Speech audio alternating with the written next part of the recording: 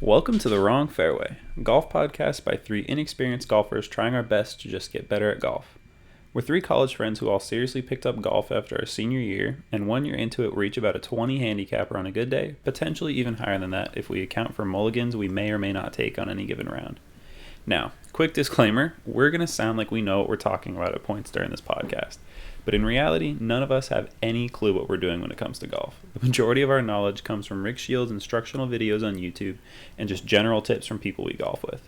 Basically, what I'm trying to say is don't take our advice or let us fool you into thinking we know what we're doing, because we don't. We are not the guys who are actually chasing for scratch. We're those guys hitting onto the wrong fairway every other hole, chasing the guys that can legitimately think about chasing scratch. My name's Jacob, my fellow bad golfers are Josh and Dill, and they're probably going to call me Patty for the entirety of this podcast.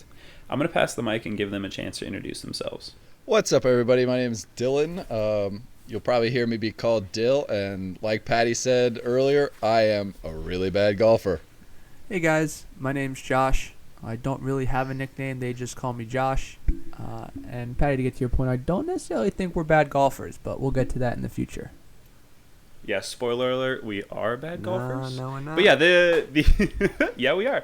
The goal, kind of like I said, of this podcast, breaking 82, and then I think we're focusing as well on getting our handicaps into the single digits.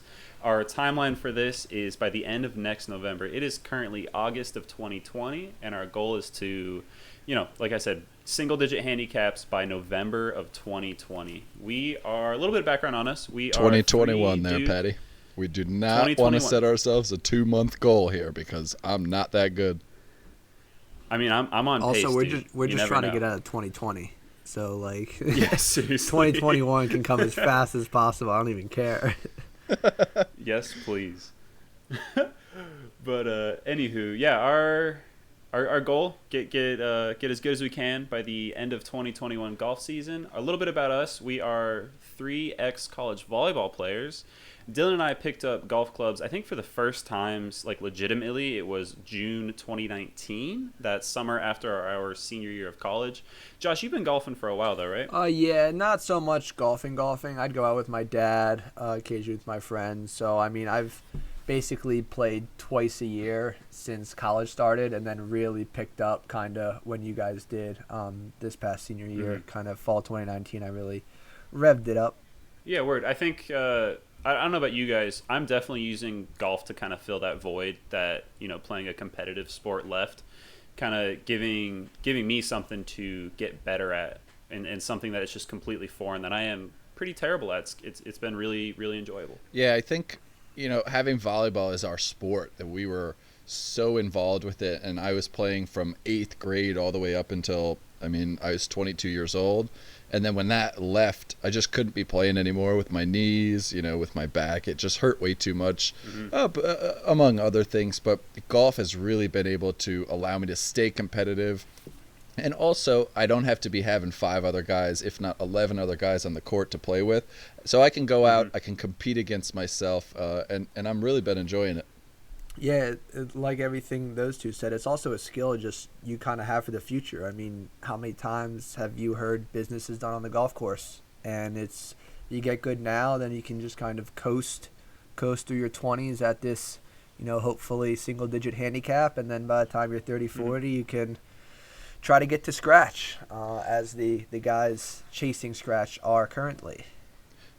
Yo, no joke. I remember growing up as a kid, and my dad, he hated golf. He's just like, oh, I can't stand people that play golf. There's such idiots, And I always grew up with that mentality. So when I first picked up my golf clubs for the first time and hit a ball, or hit a straight ball, I was like, whoa, this is the funnest sport I've ever played. I came back for this quarantine, and I was playing in the backyard all the time. I was going to hit the course, and he just looked at me all the time like, you're a freaking golfer now? Like, what are you doing? And I'm like, dude, I wish you knew. I wish I'd been playing it my whole life. It is just such a fun sport.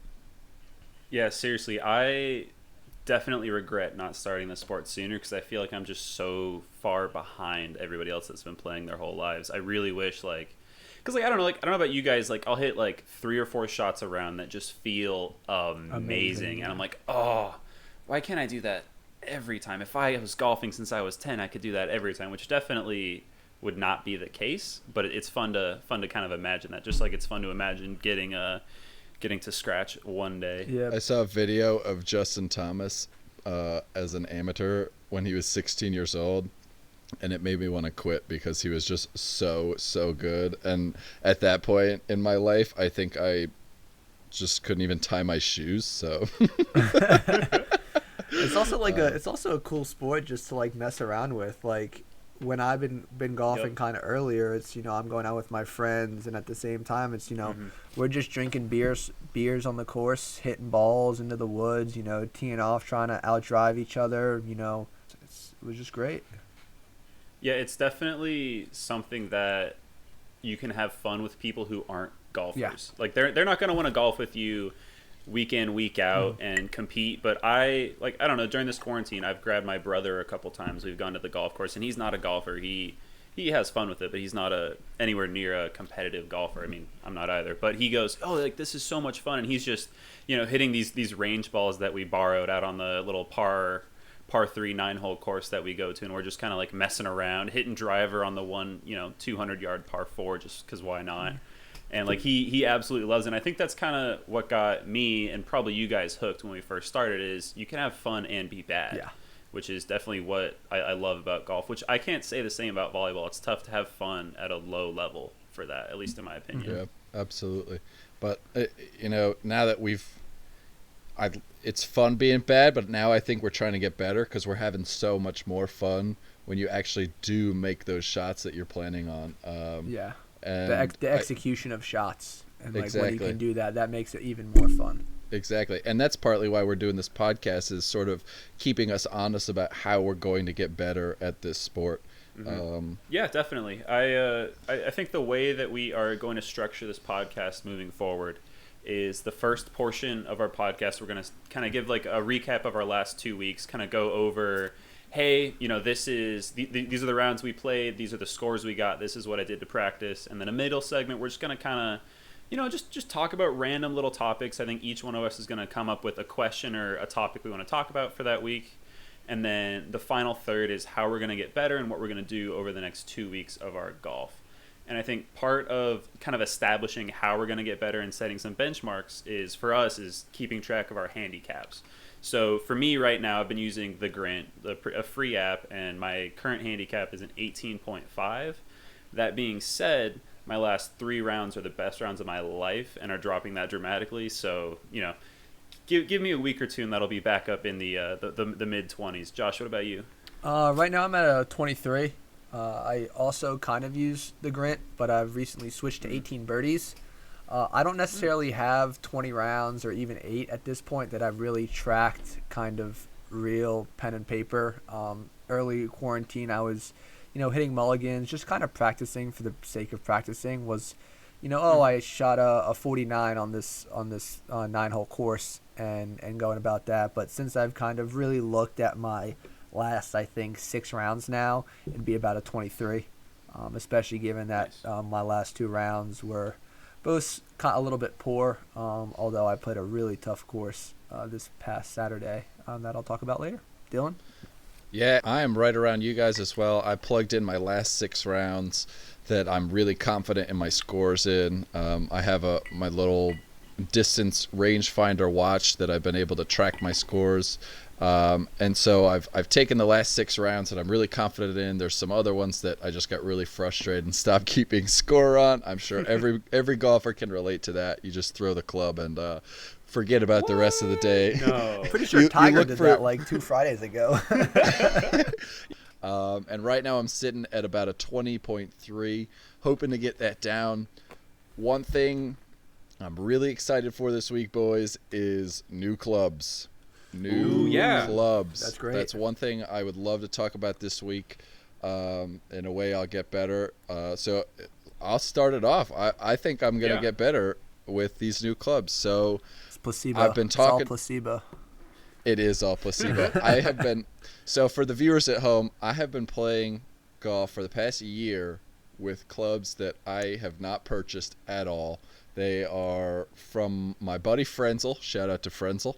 Shout out, John. Yep, they're $150 clubs for a full and I mean full set putter all the way down to driver from Amazon, and they are probably the worst clubs I've ever seen. But, I've been putting up some pretty respectable scores, and I'm so excited to get better. I'm going to be going in to get fitted sometime this week, hopefully get some real steel in my hands.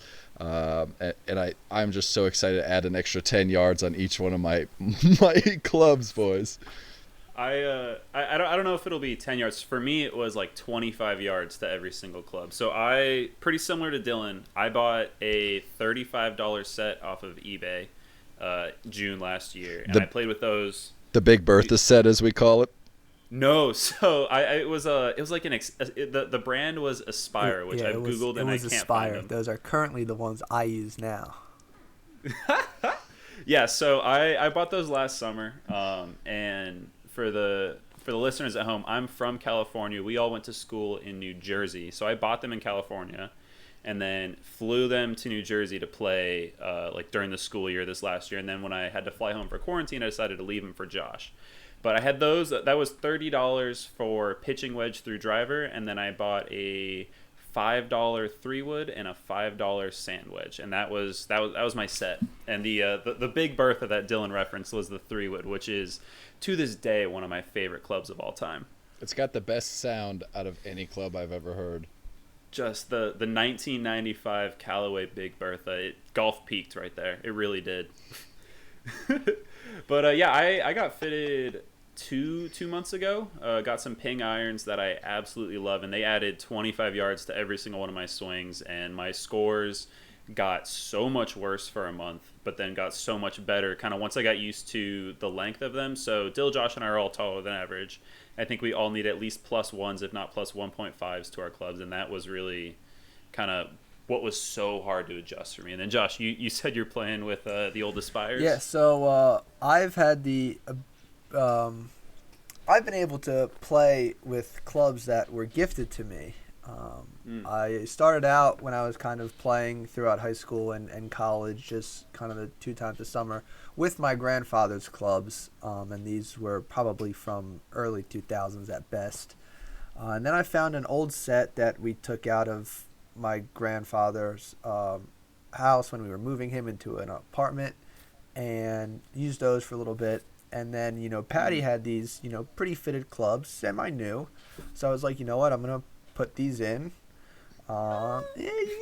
Pretty new. New to you. New to me. Yeah, new to me. you. There you go. I took them in, and basically for, I think at some point I got a 3 hybrid for my birthday. And then for my 21st birthday, my brother got me a ping driver, which I absolutely love. So basically for every holiday I'm now asking for golf clubs, but I'll probably aim to be fitted, the beginning of next year, maybe take a lesson or two around before I start the next season, next March, because PA weather, you never know what you're going to get. It's not like you can just golf in sunny and 75 California all year round. Dude, it's terrible. I know. It's honestly the worst. It must honestly be so bad for you. Come on out. I'm trying, man. I'm trying. But yeah, so, you got to play with what you got. And basically it's, reading the slope, reading where you're trying to bump and run up to. So the execution's still there. And then with nicer clubs, it's just, that placebo effect that Dylan's about to get for the next 2 weeks. I can't wait to get this placebo effect, and then have the placebo effect drop so much, and then quit the sport for about a month. But other than clubs, we got to get better somehow. It's not going to be all in the clubs. Yep. How do you guys think that we're going to get better? What have you noticed in the past 2 weeks that you think you need to improve on so that we can get down to this 82? So one round that I actually haven't really talked to you guys too much about, best round of my life. I shot an 80 on a par 68 course, and what was like that was my best score, I think, by like 9 strokes. And what really differentiated that from every other round is I left my driver and 3-wood in the car. I didn't touch it once. the longest club I hit was 4-iron, and I didn't really use my 60 or 56 degree wedges. I literally just simplified it, just tried to hit fairways, tried to hit the ball straight, tried to keep it as simple as possible, and that immediately it showed in my game. So I think simplifying our games definitely like will help us, because we're not good enough to be, you know, hitting these 60-degree flop shots from 30 yards out. Like that's just not us yet. Speak for yourself. No, Speak for yourself. I have seen your short game. I'm speaking for you too, Dylan. No. You have not seen me this past 2 months. All I've had to do in my backyard, for reference, everybody at home, my backyard is super small. It's about 20 square feet, but I back right up to a really, really large ditch, and I've been taking my clubs out there. And the only club that I can actually hit a full swing at and not hit the houses on the other side of the street and break a window is my 60. So I have been getting so freaking good with my 60. I can flap just about anything, and by just about anything, I can do it 25% of the time. so there's that. But, you know, 1 out of those 4 times, it's actually looking pretty good. I'll go down with my brother and I'll say, yo, Drake, watch this. And I'll hit it. And he's like, whoa. And then I'll try it on the other ball that's 2 feet away. And I skull it and I almost break my neighbor's fence. So there's that. And I think to kind of combine your 2 points, obviously simplifying the game helps tremendously. And I actually don't have a 52 or a 60, but I use my sand wedge short game. Is another thing that I think will help boost my scores is, you know, when you have those, you know, par 5s that are, you know, you drive at your 250 away, you know, put away your hybrid, put away your fairway wood, and just kind of lay up a little bit with a 7-iron. Yep. And then, you know, bump and run with your pitching wedge. And then if you're still short, you can have an aggressive shot, you know, with whatever your around the green club is. I mean, mine's my 56 sand wedge. So I've gotten a whole lot more aggressive with that. And with that, I've been able to cut down a little bit on putting as well. Because usually I just reach the edge of the green, 3-putt. Now I'm short and I can have a more aggressive chip shot. Yeah, totally. I was talking with Cooper, one of our other buddies who we'll all golf with occasionally. And I was saying that one of the things that's helping me most is like mentally being super aggressive, but with my club selection being really conservative. So, you know, I see a 400-yard par 4. I go, okay, cool. I'm going to hit my 4-iron, and mentally I'm thinking I'm hitting this right down the middle. It's going to be perfect. And then, you know, I got whatever, like 150 in. I'm like, all right, cool. 8-iron, it's going right there. Instead of going driver and pitching wedge, which I'm definitely not going to hit my driver straight, aggressive with a 4-iron, aggressive with an 8 instead of aggressive with the driver and then kicking it out of the woods. Definitely helping me. I think one thing that I've been doing lately is pretty much exactly what you guys have been saying is, instead of just hitting the shot that I'm hitting at that point, I think about the next shot I'm about to hit. So I think about one shot ahead. So rather than, I'm at the tee, let's try to bomb this 250 yards, which ends up being a crazy slice that I then have to hit a provisional for, which adds up extra strokes. I just think, you know what? Let's just try to get 200 yards, and then I have a nice 150 to the green. Maybe it's another 200 in the green. But you're playing for that next shot, and you cut down those strokes so much because you stay in the fairway. It's so much easier to hit in the fairway than it is out of the rough. And I think that's one thing that all really bad golfers realize when they start hitting more and more fairways is they're not in the rough anymore, and they're like, oh my God, my approach shots just became so much easier. And you mentioned that is each shot sets up your next one. So your first shot should be setting up, you know, your approach shot on a par 4 kind of thing. And I know literally yesterday I played with my dad and brother, kind of like a dog leg left, but like a pretty short straightaway, and my ball went absolutely to the right, and I was about 155 away, so I was like, you know, it's 9-iron distance. Got great contact on it, and it reached the green. But to Patty's testament, I easily could have done that with a 4-iron and a 7-iron, and that easily could have kind of been done the same way. It's just I had to really have a great second shot because I had a subpar first shot.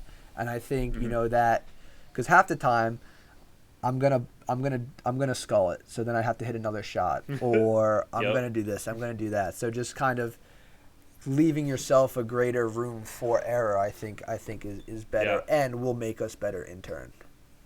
Exactly. Even like approach shots are so important too, but I think one spot that I know personally I have to get better at is on the green, man. Oh, putting with my putter. 100%. Yep. I don't think With my putter in my hand. averaged below or like a 2-putt or below at all. I shot 294s, same course, back-to-back days. First day, shot a 94, 48 putts. Ooh. Second day, Ooh. 45 putts. So you tell me That's tough. where on that course was my issue. It was It putting. was it was 100% putting. Or, and well, and it was. and that's the thing is, with that shot, should I leave myself a little bit short of the green so I can have an aggressive chip shot, rather than trying to bomb my 6-iron, 187, because that's how far I am from the hole. And that's, I think, the two sides of the coin there. Well, I think for you especially, right? Like the area that you struggled the most in, like at least when we were golfing a lot together, like in March and February, was your short game, right? It picked up, Dylan. And Did you notice that? My short game has picked up. It has picked up, but I still think you should snap your pitching wedge over your knee. Oh, I almost did that yesterday too at one point. Oh, good. You're ahead of me. Exactly. Like, I think the averaging that many putts, definitely your putting needs to improve, but also giving yourself, almost birdie looks or one putt looks off of your chip shots, off of your 100-yard shots, I think is super important. That's what I've been focusing on a bunch the last 3-ish weeks, was simplifying, and then I've been trying to average less than 2 putts on every single course I go to, and a lot of that is, hey, I'm 30 yards out, let me try to make this or put this within 5 feet and try to give myself looks at one putts instead of just trying to hit the green, and that's definitely been helping me out a ton. But it's easy. That's easier said, and I'll go back to the slice I hit to the right on the dog leg left. Like I hit the 9-iron, it made it on the green, but it was 2 feet from the fringe, and I still had a 20-foot birdie putt. Yeah. And, you leave that a little bit short, or it breaks just like the wrong way or something happens. It had just rained earlier in the day, so everything was a little slow. And then it's like, oh crap, you have a putt that you might not make, and it just misses left, and you're like, okay, well there's a 5, there's a 3 putt. I still played the hole really nicely, but did I? I just had a really good second shot. That's really all that was on that hole. That hole was one good shot and just a collection of like kind of 4 bad shots. Yeah, those long birdie putts, or honestly even par putts that you're 2 feet away from the fringe, you're 40 feet from the hole. That is where I'm really noticing where I'm struggling. And honestly, I could be even closer than that, but I find that I really whiff. Maybe that's the wrong word, but I whiff on my putts, my long putts like this, and I'm leaving myself a par putt or a single bogey putt from 10 feet. And I really need to work on my pacing, because myself, speaking objectively, I can read a green pretty well. I could look at the slope. I got it right, but I need to be able to hit that right pace so that it molds to the green like I think it's going to be. Because if I take it a little slower or a little fast, then it's not going to work with the green as much as I want it to be, and I'm just going to leave myself more and more and more putts, so that that's when I'm really racking up my score. All right, so how are we going to get better at putting, right? That's the point of this podcast, is us trying to get better at golf. How are we going to get better at putting? I mean, short of just practice, because practice. So I think something I might start doing is just going to the course and just taking out my pitcher and my pitching wedge, my sand wedge, and my putter, and it's just going on the practice green and just 20-30 minutes and just doing that. I mean, I chip in my backyard easy, but I can't really putt. I mean, putting inside, you can kind of read the carpet or whatever, but how does that really translate? So I think that's something I think I'm going to start doing. Plus, I mean, always having 2 balls, trying to learn from your first ball. I couldn't tell you how many times I putt. Oh, it's within 5 feet. I'm going to try to, read it again, putt a little harder, a little slower, read the green a little bit differently. And I didn't learn anything. It's the same exact putt. It literally hits the first ball. Like, I learned nothing. So I think it's constantly learning, and it might be going an hour before, so you can get 30 minutes range and 30 minutes chipping rather than 15 of each. So I think definitely there's got to be a way to practice putting or even reading the green or something. But yeah, I think definitely like try to find some putting drills. I remember when I was listening to the podcast Chasing Scratch, which we're kind of basing ours off of. Shout out Chasing Scratch, by the way. But they spoke about a bunch of like putting drills that they went through and how it immediately shaves strokes off their game. And I think that even just finding like a drill that we can do 10 minutes a week will help us out so much, because right now we don't really have any like legitimate practice. Yeah, we go to the range, yeah, we warm up, but we're not practicing with a purpose, I don't think, right now. And I think having a drill or a practice game will help us out a bunch. What do you think, Dill? Yeah, I could not agree more. I find myself going out to the course, and I think that every time I go out, I think, oh, I played last week. I'll definitely be better this week. And then I get really mad at myself because I haven't been putting in that actual work, the diligent, like, I need to focus on every single one of my strokes type of work and understand where I went wrong, what I did well, and then applying that to the next stroke that I take. So right now I have my putter upstairs and I work from home, so I've just kind of been doing that on calls in my hallway. But Josh, like you said, there's no way I can read the carpet because it's just flat carpet. To be honest, it actually has a little bit of a right to left, so I might have to talk to my mom about that. But there's no way I can read that, and it's not really accurate to a real green. So I really need to get better and start taking like diligent measures and do actual golf drills, as much as it's going to pain me. Yeah, totally. All right, I think it is that point in the podcast where we are rounding the turn at our podcast. So we're going to transition real smoothly, no jarring transition at all here. Yeah, I'm gonna go get a hot dog. Anybody want anything? Seltzer, pretzel.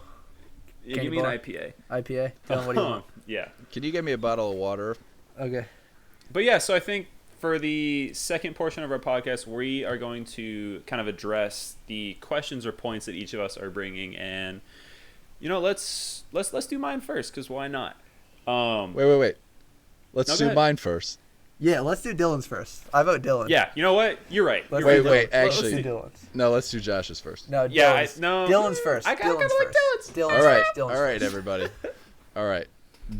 You've been trying to talk about this point for a week, and when we golfed what, 2 weeks ago now? 10 days ago? It was last weekend. Yeah. So I guess 9 days ago. 2 Saturdays ago. And I'll set this up, but Dylan rolls up to a par 3, just drops his ball, and then like does his approach and practice swing, and I'm just in my head thinking, what? He's not using a tee? What's going on? So can you explain why you're not using tees on par 3s, or explain what is going through your head at that? It's because he's dumb. All right, here's what I'm thinking, right? Think about every time you whip an iron out on the course, okay? How many times is it just in the fairway, right? You don't have it up on a tee. You're used to your swing just having the ball be in the rough, maybe ball just on fairway. It's not teed up, okay? And I know a tee helps here on par 3s, but I kind of notice most of my par 3 distances, if I'm setting it up, it's just with a normal iron. It should be. I'm not taking some crazy driver swings.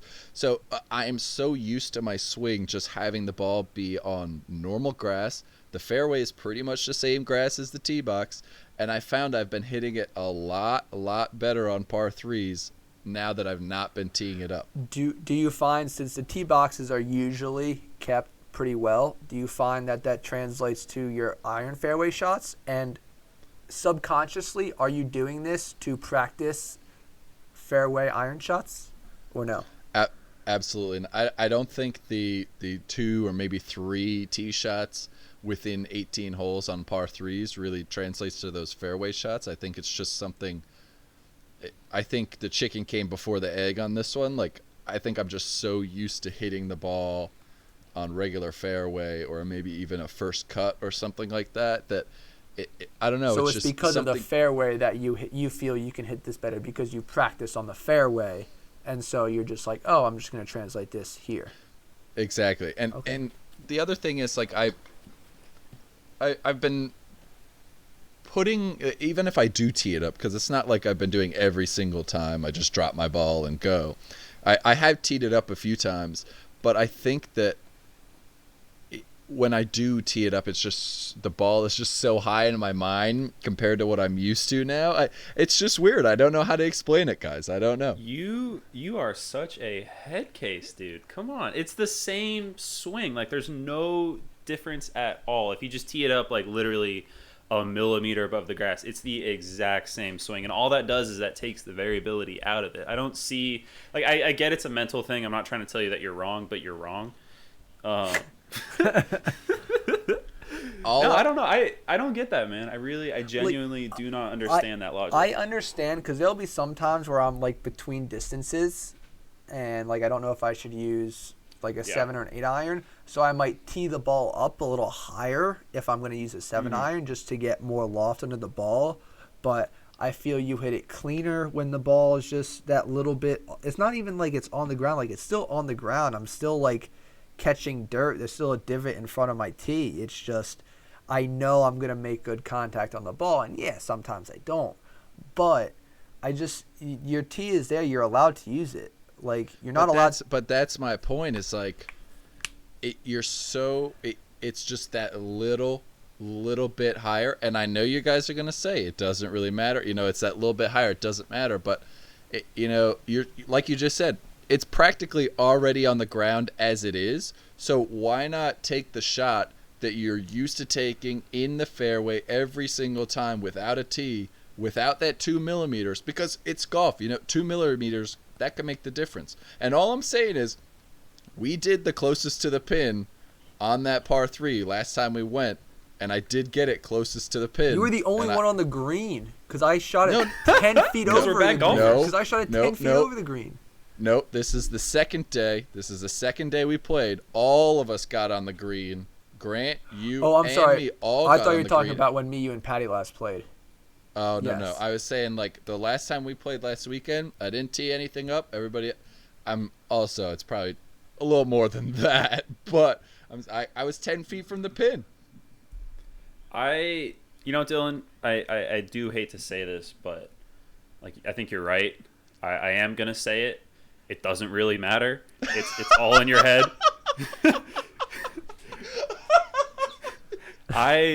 It's just, and you know what? Like, I don't think there's any right way to golf, but there's definitely a wrong way. And I think not teeing it up on par 3s is a wrong way. Even just put the tee in the ground so it's like level with the grass and put it on there. All that does is that reduces variability. I think it's just silly not to do it. But you know what? Hey, if you're golfing well and it's a mental thing, because golf's like a crazy mental sport, keep doing it even though it's objectively wrong. On the opposite end of the spectrum here, I golf with two guys. They were probably 60, maybe 65. This is probably 3 weeks ago now. And this guy teed it up like he was hitting a driver on par 3s. My dad does that, and I've seen that. Yeah. I'm just like, it's too high. He's like, it's too high. He pulls out his 9 iron, and I swear to God, the ball is like 6 inches off the freaking ground, and he's like wailing at it. I'm like, how can you even make contact with your 9 iron at that point? There was a par 3. It was like 110, just straight downhill. So in my infinite wisdom, I was like, I'm going to use a sand wedge here, and I'm going to tee it up really high. And this ball probably went like 100 feet in the air. Probably like 200 feet in the air maybe. Like, this ball was high, and I left it like 25 feet short just because I got under it so much. But it's like, that was just dumb. And I teed it up over like a driver head's length, and I just went, whoop. Yeah, could have guessed. So someone could have called that. I think actually somebody did at the time. They're like, yeah. that is just fundamentally wrong, and you should stop what you're doing. All right, I'm feeling a little dirty talking about not teeing up the ball on par threes. Josh, can you please change the subject? What did you bring for us for this middle segment? Well, you guys got to try it. Try it once. Don't. We're bad golfers. Don't listen to Dylan. Do not listen to Dylan. This has been said a few times, but Dylan, Patty, they keep saying, because we're bad golfers. And so you might consider us bad, but I think the broader spectrum of good golfers to bad golfers is very high. I think the pros, they are the pros, but they still play poorly. Golf is a difficult sport. You have on any given swing, you have, your shoulders, your elbows, your wrists, as well as your hips, your knees, like which club you're using. You swing a driver differently than you swing your pitching wedge, right? So I think there's so much variability in each swing, plus that little bit of luck, that bounce you get. And I think all these 7 to 8, variables in each swing, I think it's very tough to say, oh, I got 2 of them wrong, so I'm automatically a bad golfer.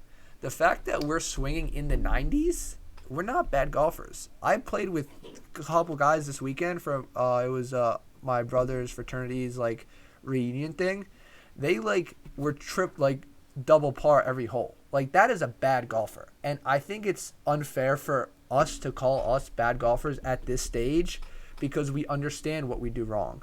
We understand little things of how we get better. And I think to say, oh, we're not good golfers, I think that's a better label to slap on us than saying, oh, we're just bad golfers. I think for the context of us doing a golf podcast, we are bad golfers. We are. I do agree. We're past the point where I'm not embarrassed when I go and golf and get paired with random people anymore. I'm not apologizing at the first tee box. Hey guys, sorry, I just started a couple months ago. It's gonna be a long day for everyone. No, I think we're past that every time. Yep, exactly. I'm at the point now where there's not a terrible chance that there are going to be people worse than me in a random group. But we're certainly not good golfers. I definitely do think that we are bad golfers until we break the 15 handicap barrier, which is considered average.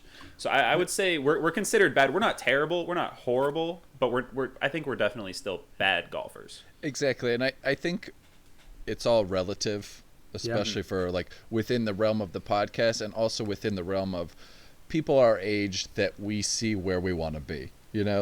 People have been golfing our age for years, and they're hitting shots like they want to every single time, if not, 75% of the time, which is a good number.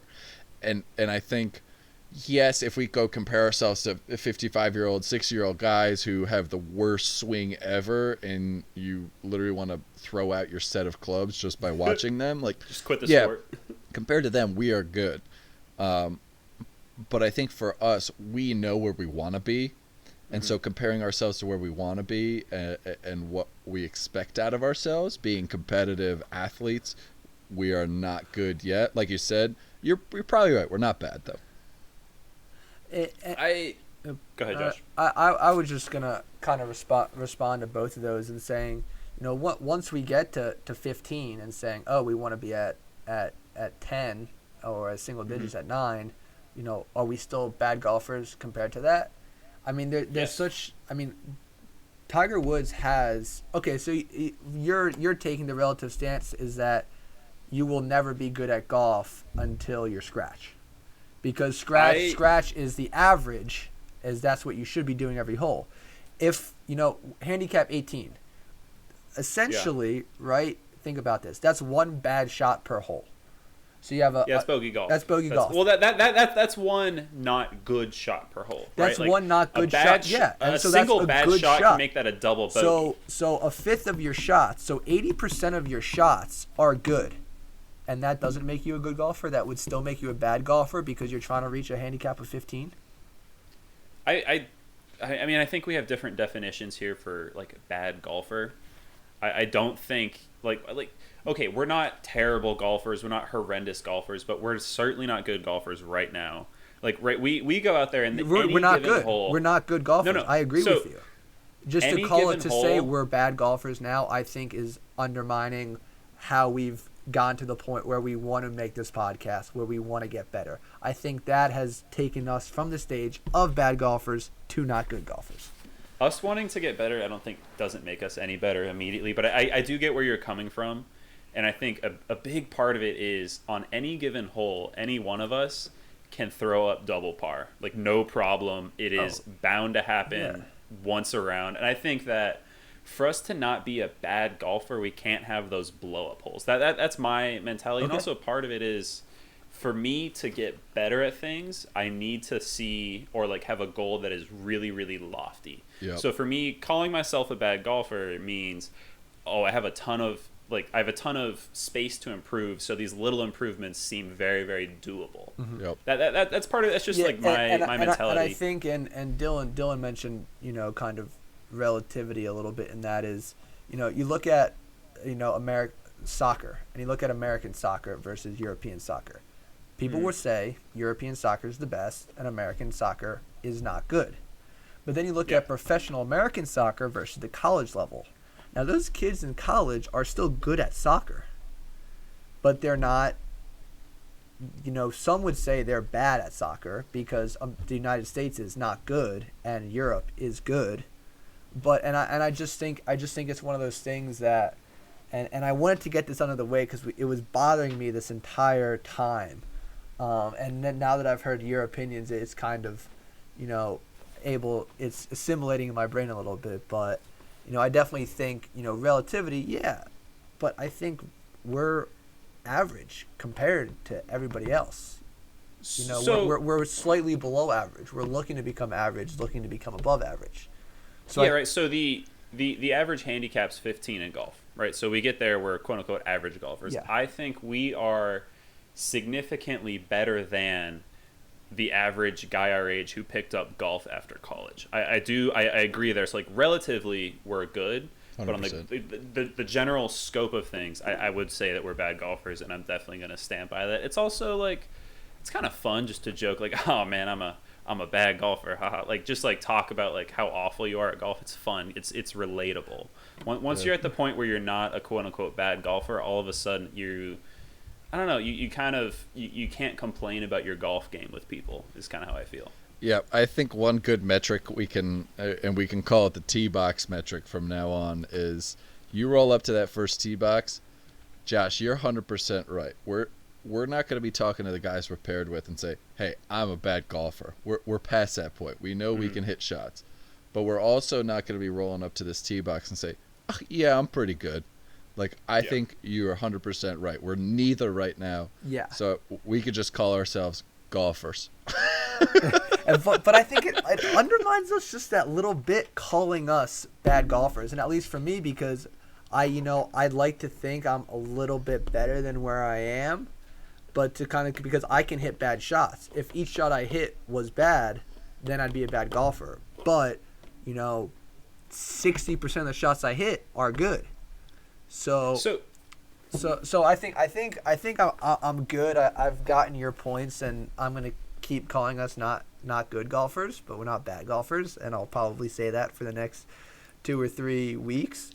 But Patty, I think you had a good point earlier that you wanted to discuss, and we've kind of exhausted the fact that I'm not a good golfer, and neither of you are, but don't think we can agree golfers. On mediocre. I'm fine with that. We're mediocre golfers. Okay, I'm good. Patty, you go. Patty, go. So the topic that I wanted to bring up for us for our little middle portion of the podcast. So, as a bad golfer, do you prefer a par 3 or a par 5? Well, like, Patty, what are you more bad golfers? Yes, I thought we established that. So are you more comfortable on a par 3 or a par 5?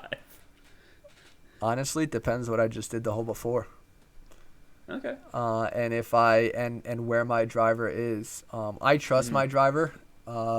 Probably, you figure there's 13 holes that you should drive that a normal golfer would drive, and I feel like probably 9 or 10 of those I have a good drive. It's straight. It's either first cut or on the fairway. And if I just shank 2 of them, prior to the par 5, then I'm like, oh, I'm looking for this par 3. If I'm hitting iron shots poorly, duffing everything, I'm looking for that par 5. But I mean, definitely, I really think it depends how your golf game is going, which is obviously makes sense. But I'm definitely more comfortable par 5s, which is gonna sound a little crazy because you don't tee the ball up. Of course it sounds crazy. Of course you wouldn't like par 3s because you don't tee the ball up. Got him. I've been hitting well on par 3s, so. Then shouldn't you like par 3s better? Ooh. No, you can continue. I think what dissuades me a lot from par 3s is that it's you hit it or you don't. You have to, in order to save that par on a par 3, and you can look at this statistically too. Look at any golf course you've ever played. The handicap for a par 3 is going to be so much higher than the handicap for a par 5. The handicap for the par 5s are quite low because you have that extra shot of leeway. And if you treat the par 5 like honestly just an extra long par 4, you have that extra shot of leeway if you have that good approach shot and you're within, maybe 50 yards or something for your third shot. You can get a really good shot, but when you're on the tee staring the green in the face, you know that you have to hit the green, and you'll most likely 2-putt, if not 3-putt. It's a problem, but you have to hit the green in order to save your score. And if you don't hit that, it's daunting because you got to be out of the rough, you got to be out of the sand. So just the tee shot's so important on par 3s that if you don't hit it, you don't do well. On par 5s, there's a little room for you to make that room up if you don't do well. Yeah, I definitely feel that. For me personally, I'm definitely more comfortable on par 3s, but I think a lot of that is course selection for me. So the course that I go to the most, it's a 9-hole course, and it's I think a par 30. Like it's a short course, a lot of par 3s. So I hit a lot of par 3s and a lot of par 3s that are 8-iron, 9-iron, or pitching wedge off the tee. So I'm just getting very good at those shorter par 3s. But when I play the longer courses, like the par 72 legitimate, long courses, 5,000, 6,000 yards, it's definitely the par 5s that I prefer because I can make a bad shot and still get par. Kind of like you were saying, Dills, I can hit one ball into the rough and not have to hit a 200-yard bomb out of the rough onto the green. It's okay, I can hit my 7-iron, 160, and then a pitching wedge in instead of trying to really attack that green. Par 4s are by far my least favorite in golf. I don't like them. I think, they're just. Oh my god, I do they're not my like them at all. most favorite. They're my most favorite hole, just because Why? they're so. I think they're just the average. They're so normal. Mm-hmm. I think par 5s they're long. And par 3s they're fun. I'll tell you what, par 3s are definitely the most fun because I think they're the most challenging. And it's like I said, you either hit it or you don't. But par 4s, I think, are just the average. There's the most of them, so you play the most of them, and I think there's so much variability. Whereas a par 3 is you hit the green, you 2-putt. A par 5, there's a little bit more there. You maybe go around a huge 90-degree dog leg or something like that. But I think par 4s have the most variability, and they definitely bring a lot to the course. Yeah, and I definitely agree with you there. And there was a par 3 this weekend, nice little lake right in front of the green, and I plopped it 10 feet from the hole, and not 10 feet, about 5 feet from the hole, and was able to get birdie. And there was another par 5 that I played, I think, a week before, 2 weeks ago, 3 weeks ago now. And, I good drive, and my second shot kind of was able to bounce. It was on the fringe. So I think it really depends. I mean, it's hitting that shot in 2 or 3. It's having that birdie putt that I think is what gives you, your nice, your hell yeah, let's go, your kind of camaraderie in golf is having that birdie putt. I mean, par 3s, you're just short. Oh, you used the wrong club. You're short. You're a little bit long. You're a little bit left. You're a little bit right. You can still have that aggressive chip and make par easily. And then you're like, oh, cool, par. Like, we're chill. Or like, heck yeah, like I got par, which at this point is really good. So I think if I had to pick one, I'd say par 3s, just because there's not that extra degree of variability in the drive. Yeah, I I definitely feel you there, Yeah. and I think so. For me, I definitely score a lot better on those par threes just because there's so much less margin of error, and I think that what'll be a good, I don't know, indicator of us becoming better golfers is that when we can attack those par fives, when we can really go and say, hey, I'm gonna make a birdie on a par five instead of, oh, this is a par five, I can make a bad shot. I think that that'll really be like the next level for us. So when we can hit a 250 to 300 yard drive and then get on the green in two on a par five consistently, I think that'll be get a maybe eagle putt. Yeah, exactly. All right, boys. So if you had to nail it down to one bullet point, let's give us all one bullet point. How we're gonna do it the next 2 weeks. Patty, what do you got? One bullet point or one goal, or do you want to do a bullet point and a goal? I was kind of thinking of them as one and the same, but yeah, sure. Okay. Yeah. So Goal Yeah. is the bullet point. Okay. Your bullet point is the goal. So I Got think it. whether it's a goal, but it's like just because bullet I point. think when we sentence it up and we What's that memo line? What's exactly that memo what's the line subject you're line of your gonna use? email here, Patty? Okay. What's your bullet? Give Yeah. me your So bullet. my bullet point, I think, for these next 2 weeks is going to be maintaining consistency with my long irons. That's a So good one. I've been focusing a lot on not needing to use driver or 3-wood off the tee, and I want to be able to feel incredibly comfortable to always fall back on my 4 and 5 iron whenever I need to. Whenever the driver's not working, I can just hit my 4 iron, 215, just relatively straight and be confident with it. I think that's going to be my goal. Perfect. Josh, what do you got, man? So for my bullet this week, I think it's got to be putting. As much as I'd like to work on something else, I'll go to the driving range, take my 8 iron, take my P wet, take my pitching wedge, take my 3 hybrid, and only bring 4 clubs. Just kind of go through all of them.